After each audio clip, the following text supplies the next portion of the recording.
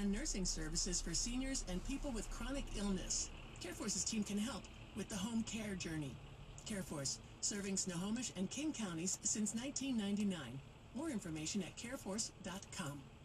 It was a big week in American politics with remarkable repercussions for the future of democracy, so of course everybody spent their time trying to figure out the best water metaphor for it. It's not a blue wave, but a blue ripple, maybe a blue wave, but not a big one you can surf, but big enough to knock over a sandcastle made of the president's tax returns. Peter Sagal will join us for the show that presents news coverage that's supposed to be ridiculous. That's Wait, Wait, Don't Tell Me from NPR.